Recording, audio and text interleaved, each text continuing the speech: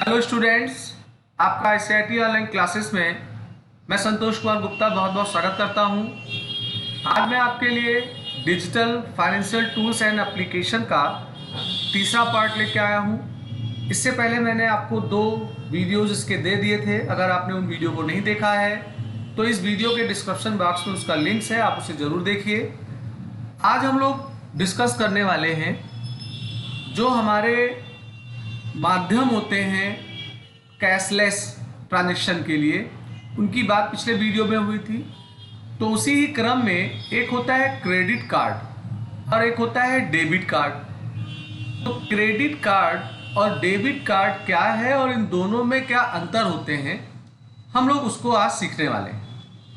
तो देखिए, debit cards and credit cards offer you the convenience of making online and offline payments. यानी कि चाहे डेबिट कार्ड हो चाहे क्रेडिट कार्ड हो, ये आपको इसलिए मिलता है कि आप सुविधाजनक तरीके से ऑनलाइन या ऑफलाइन किसी चीज़ का भुगतान कर सकें, thus allowing you to travel और shop without having to carry cash in your wallet. माने अगर आप यात्रा कर रहे हैं या किसी दुकान पे हैं, आपके पास पर्स नहीं है, फिजिकल कैश नहीं है, करेंसी नहीं है, तो अगर आपके पास क्रेडिट कार्ड या डेबिट कार्ड है तो आप इसके जरिए आप भुगतान कर सकते हो। While they are both physically card, यानी कि दोनों जो होंगे ये एक फिजिकल कार्ड्स होते हैं that allow you to make cashless transaction, जो आपको अनुमति देते हैं कि आप इसके मदद से कैशलेस ट्रांजेक्शन कर पाएं। देयर आर सेवरल की differences between credit card and debit card. तो क्रेडिट कार्ड और डेबिट कार्ड दोनों का उद्देश्य होता है कि आप ऑफलाइन या ऑनलाइन किसी चीज़ का भुगतान कर सकें, और ये एक फिजिकल कार्ड होता है। तो अब ये जानना जरूरी है कि क्रेडिट कार्ड और डेबिट कार्ड में अंतर क्या होता है। तो चलिए पहले डेबिट कार्ड की बात कर लें। Debit card are issued by banks, यानी ये आपको बैंक के द्वारा इशू किया जाएगा जिस बैंक में आपका एक खाता हो, अगेंस्ट योर करंट और सेविंग अकाउंट्स। माने आपका चाहे अकाउंट करंट हो चाहे सेविंग हो, आपको बैंक के द्वारा ये इशू किया आता है। And you can use it to spend only the amount of money already available in your accounts. और डेबिट कार्ड के जरिए आप केवल उतने ही पैसे खर्च कर सकते हो जितना आपके खाते में पैसा है। उदाहरण के तौर पे अगर आपके अकाउंट में 5000 है तो आप 5000 का भुगतान डेबिट कार्ड से कर सकते हैं, 5001 रुपीज का नहीं कर सकते। When you swap your debit card to make a payment or withdraw money from an ATM, the money is directly deducted from your account immediately। यानी कि जब आप डेबिट कार्ड का इस्तेमाल करते हैं किसी चीज़ का भुगतान देने के लिए या ATM से पैसा निकालने के लिए, तो जितना रकम आप भुगतान में दे रहे हैं या कैश निकालना चाहते हैं ATM से, उतना रकम अगर आपके खाते में है तो तुरंत वो आपके खाते से कट जाएगा और आपका भुगतान हो जाएगा, या अगर आप ATM में हो तो उतना कैश आपको मिल जाएगा। This could be a problem during emergencies in case you do not have sufficient balance in your account to spend। Suppose करिए कि आपको किसी इमरजेंसी के कारण पैसा कुछ भुगतान देना है। अब आपके अकाउंट में 5000 है और आपके पास डेबिट कार्ड है, तो केवल 5000 तक ही आप भुगतान कर पाओगे। अगर 5000 से ज़्यादा भुगतान करने की ज़रूरत हुई तो आप डेबिट कार्ड से नहीं कर पाएंगे। तो ऐसे स्थिति में क्रेडिट कार्ड काफ़ी फायदेमंद होता है। तो जो क्रेडिट कार्ड होगा ये जस्ट लाइक डेबिट कार्ड के जैसे ही दिखाई पड़ता है। क्रेडिट कार्ड भी बैंक के द्वारा इशू किया जाता है। बैंक करता क्या है कि जो उसके कस्टमर अच्छा ट्रांजैक्शन करते हैं उन्हें क्रेडिट कार्ड का ऑफर करता है। और क्रेडिट कार्ड में क्या होता है कि एक लिमिट होती है।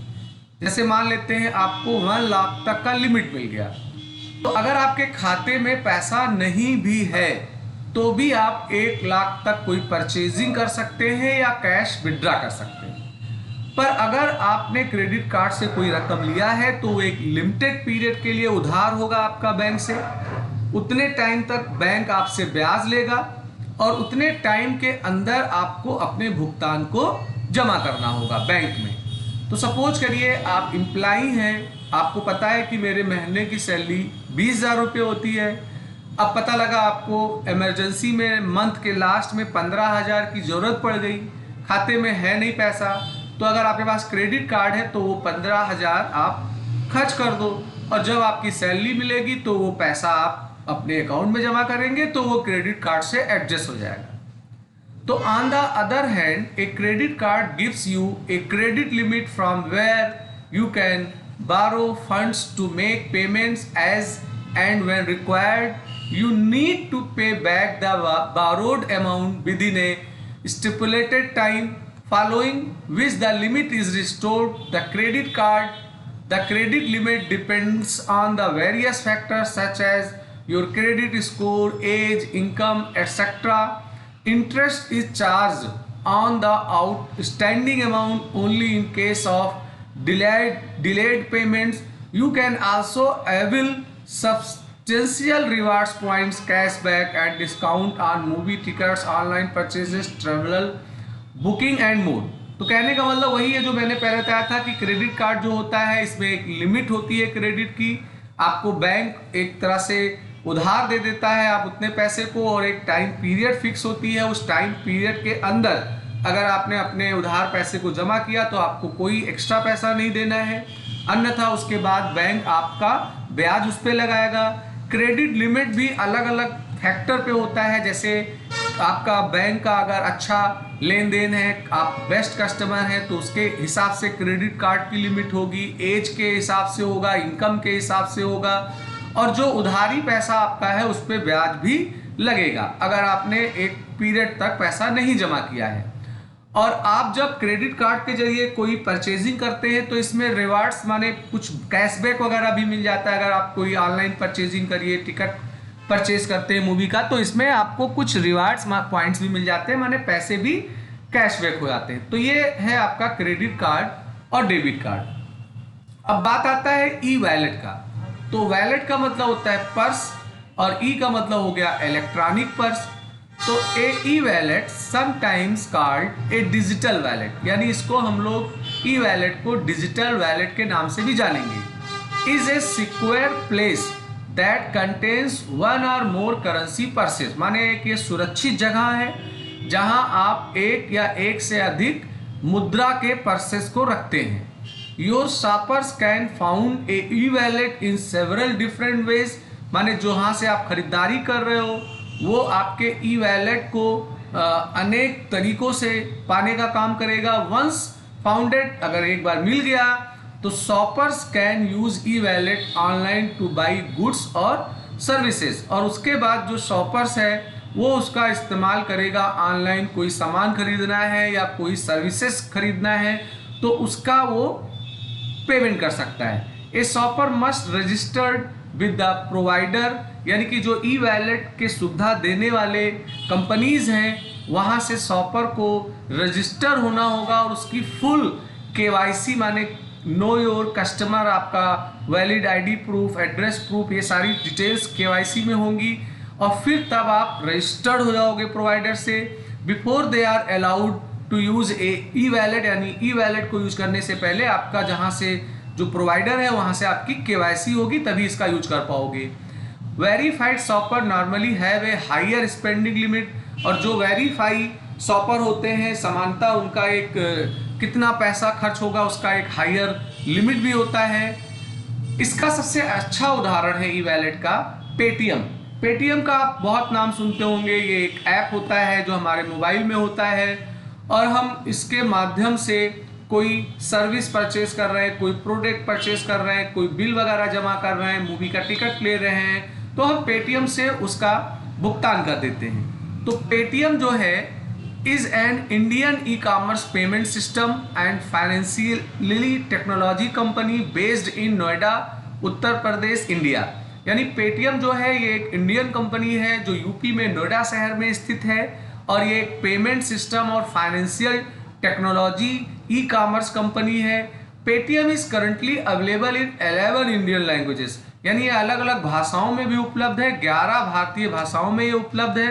and offers online use cases like mobile recharge, utility bill payment, traveler movie and event booking, as well as in-store payment at grocery store, fruits and vegetable shop, restaurant, parking, tolls, pharmacies and educational institutes with the Paytm QR code. तो आप अपने Paytm के जरिए अनेक जगहों पे भुगतान कर सकते हैं। इवन अगर आप कोई सब्जी खरीद रहे हैं तो आप पेटीएम के जरिए पैसा दे सकते हैं। मूवी का टिकट हो गया, किसी ग्रोसरी के दुकान पे, जनरल स्टोर के दुकान पे है, वहाँ आप पेमेंट दे सकते हैं। कोई फ्रूट आप परचेज कर रहे हैं, रेस्टोरेंट में है, पार्किंग में है, टॉल में है, आप इसका प्रयोग कर सकते हैं। इसके लिए QR कोड होता है, उसके माध्यम से आपका भुगतान होता है। As per the company, over 7 million merchants across India uses their QR code payment system to accept payment directly into their bank account। यानी कि एक अनुमान लगाया गया है कि लगभग 7 मिलियंस मर्चेंट्स हैं पूरे भारत में जो QR कोड पेमेंट का प्रयोग करके पैसा का ट्रांजेक्शन करते हैं। पेटीएम वॉज फाउंडेड इन अगस्त 2010, ये अगस्त 2010 में फाउंड हुआ था with an initial investment of $2 million.